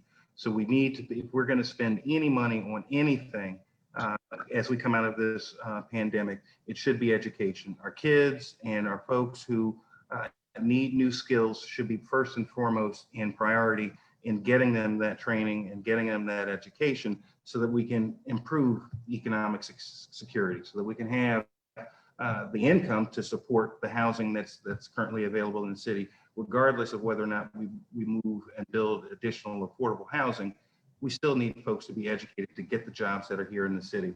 So October 27th begins the voting, which also happens to be my birthday. So on October 27th, you will receive your ballot. Make sure that you put, you get 2 choices. So make sure that you choose Eric Rodgers. My website is rodgersfordc.com, and you can reach me on all social media at rodgersfordc51. I thank you guys for engaging conversation, and I look forward to seeing everyone on the campaign trail. Thank you, sir. Ms. Henderson. Great. Thank you so much again. Thank you to Zach and Frank for organizing and for all of you who tuned in. My name is Christina Henderson, and I'm asking for one of your 2 votes this fall. I have worked in government for a long time. Again, a lot of my working career has been about how do you help working families and children succeed? And in that working family concept, it is talking about workers. The bar and restaurant industry in DC is incredibly vital to the lifeline and culture and blood of our city. And so, I will take your issues with as much importance and value as I do for all others. I am working at the council and in my current work in the Senate, known for common sense approach to policy making, embracing a collaboration, and an abiding commitment to equity. And I would bring that work to back with me to the council if I'm elected this November. So I thank you so much again. My website is ChristinaHenderson.org, and you can follow me on Twitter at @CHenderson. Thank you. Thank you. Councilmember White. I want to thank you all again for having us today. I want to congratulate my fellow candidates.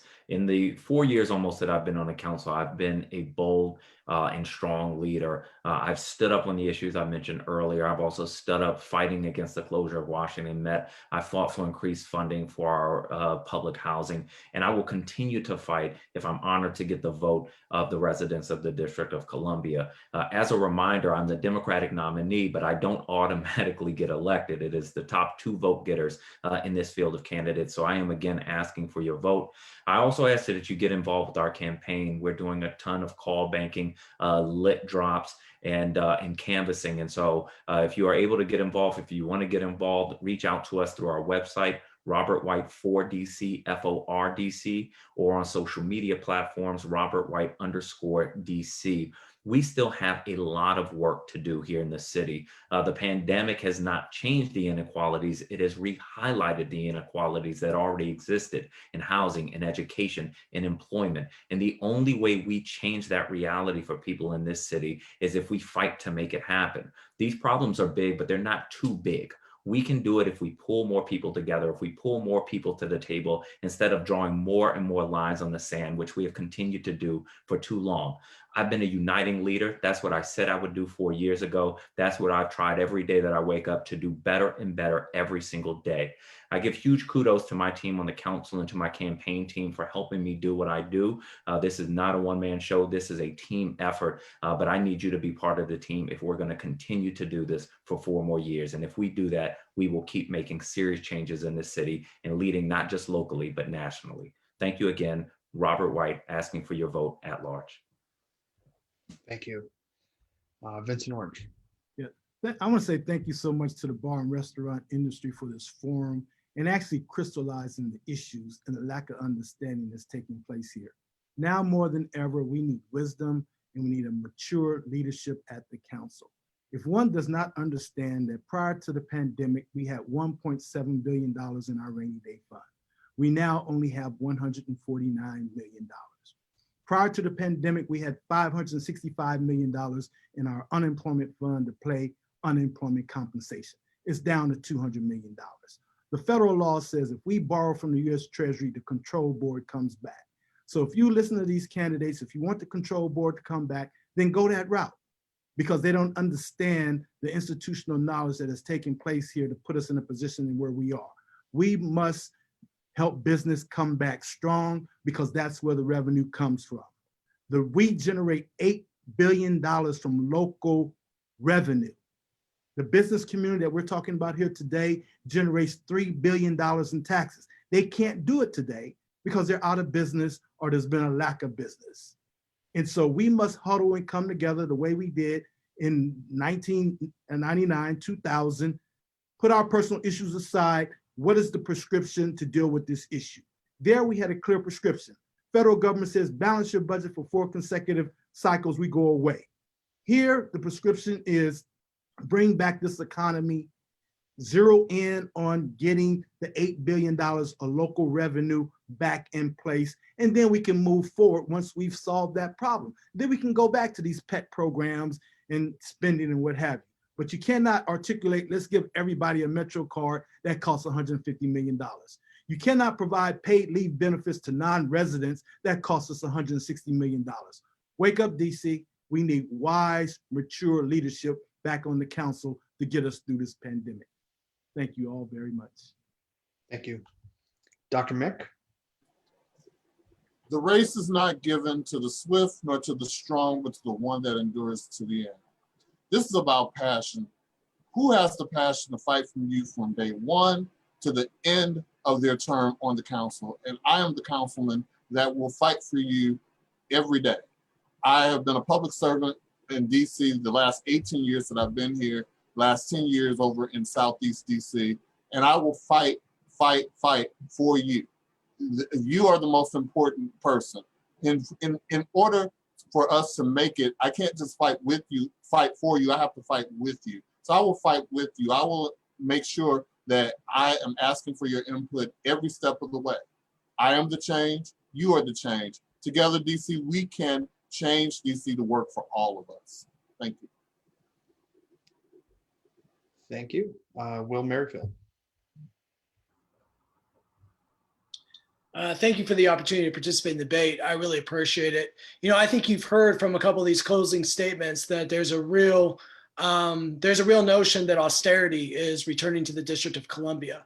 We need to elect leaders that will fight back against austerity and use our local budget to invest in the ground up in people through jobs, education, and small businesses. We have to create infrastructure projects that build affordable housing. That's what my social housing plan does. Put people to work, solve big problems, and that is how we come back stronger. We do not come back stronger by hoarding wealth at the top, which is what Washington, D.C. has done for the past decade. Through robust local budgets, we have not invested from the ground up, and that is why the recovery that we find ourselves in now is going to be harder than it would be had we invested for the good of the collective instead of the few for, you know, this boom period that we've had in our local economy. So like I said, we need to get people to work so that money is being spent in the local economy, so that people have money to spend at small businesses, and so that people are not rent burdened and, you know, can't live.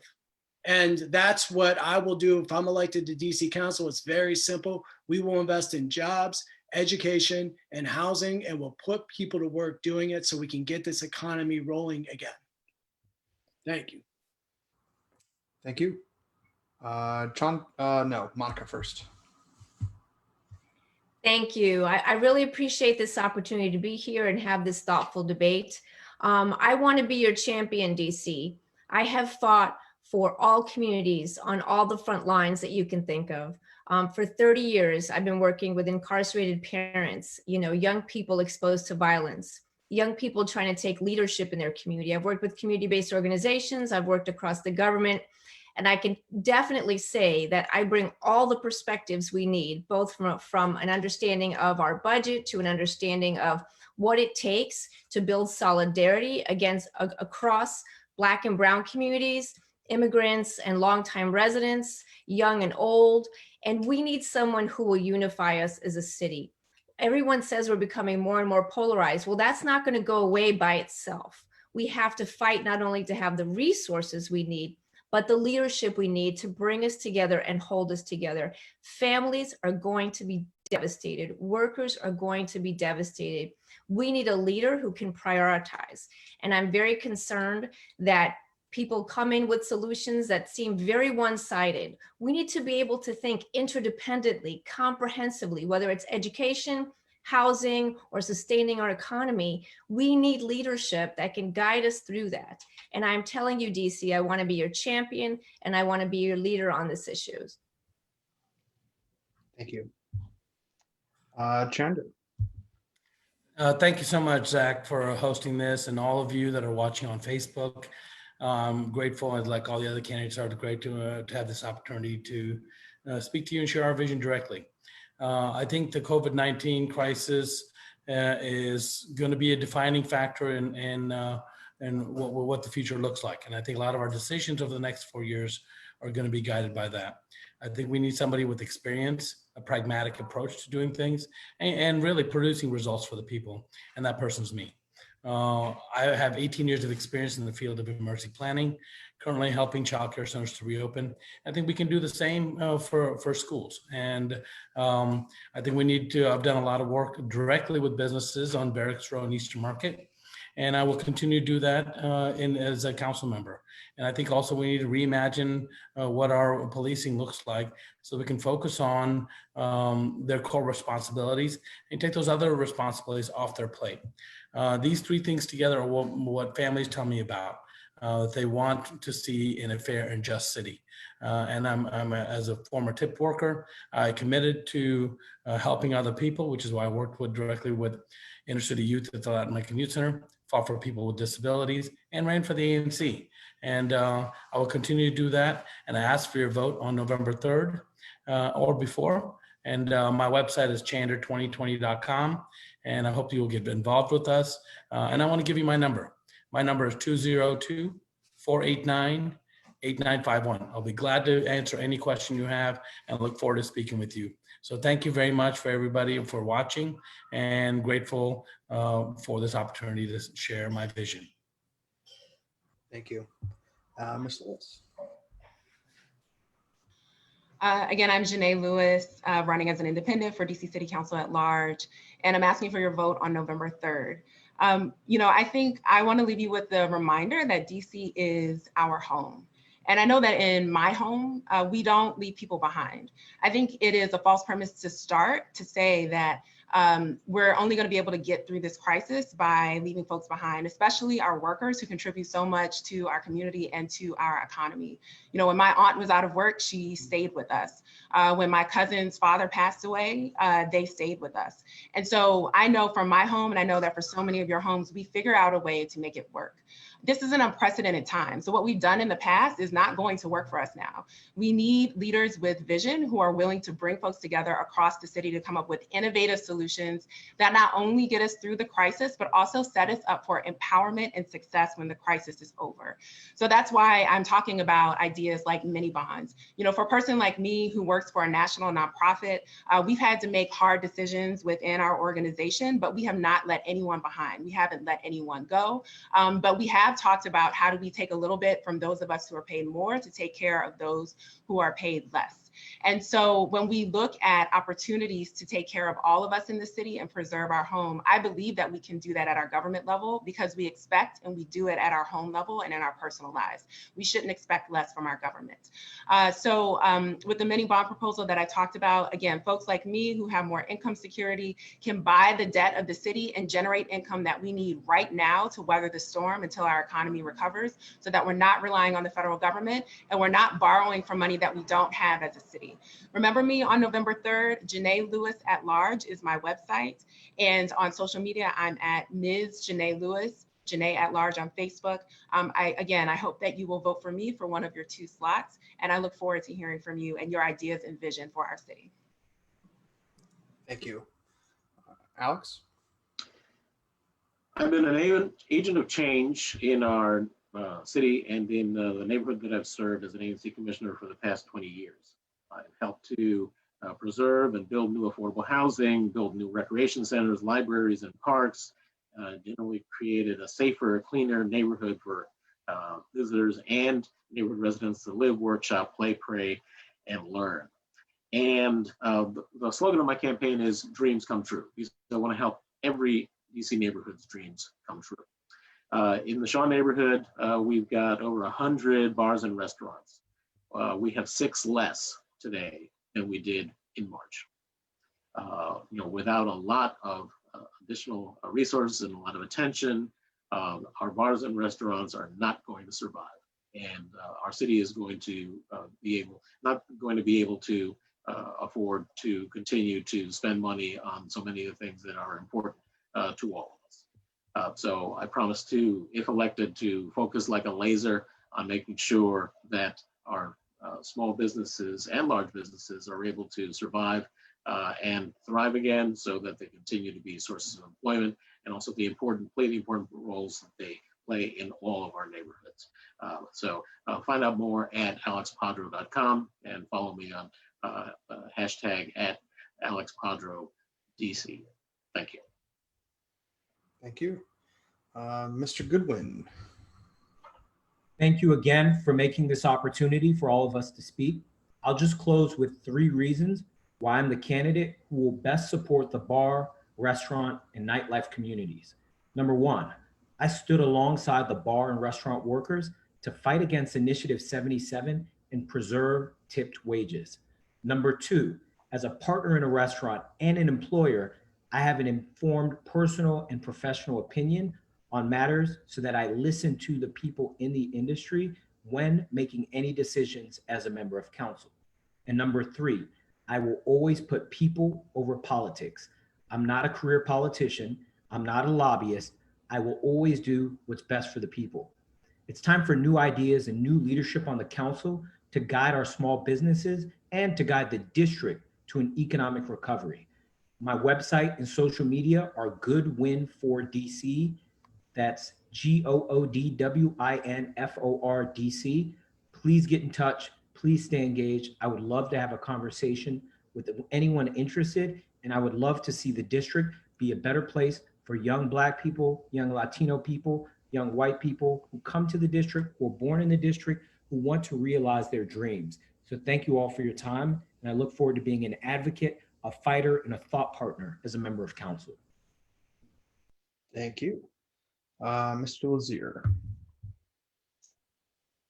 Thanks, Zach and Frank, for holding this forum today, and everyone who's watching today. I think the most important issue that we have facing the district right now is how we come out of this pandemic, what we can do to invest in people and businesses to stop the decline and make sure that we come out of this as strong as possible. And I think we will be judged on how well we do that, and that the bar and restaurant industry and its workers are perhaps one of the most significant sign of our success, or should be the most significant marker of whether we are successful or not. I have spent my entire career fighting for issues of equity, particularly issues of worker equity, fighting for paid family and medical leave, including pushing back against the mayor. Program only covers you if you're currently employed, which means that right now, if you lost your job in the pandemic and have a baby, you can't get paid family medical leave. I actually think that's wrong and even illegal. And I would fight to make sure that unemployed workers can get paid family and medical leave as well. I have fought for paid sick days for workers in the restaurant industry when the restaurant leaders said no and fought against it. I have been a leader to fight for raising the minimum wage and other issues that make a difference for the lives of working people in the city. For me, we need to move forward to make sure that everybody has financial assistance in this pandemic, extending unemployment insurance, and making sure that not a single DC resident, including bar and restaurant workers, loses their home because they lost their income in this pandemic. That would be a moral failure, a policy failure, and I'm the only candidate who said we should ban evictions for anyone who got behind rent in the pandemic. And that should apply to businesses as well. If a business can't pay its rent right now, that money's never going to come back. We should forgive that rent while supporting landlords who might need help because of hardship. That's the only way that we're going to come out of this pandemic strong, is by investing in people and investing in small businesses.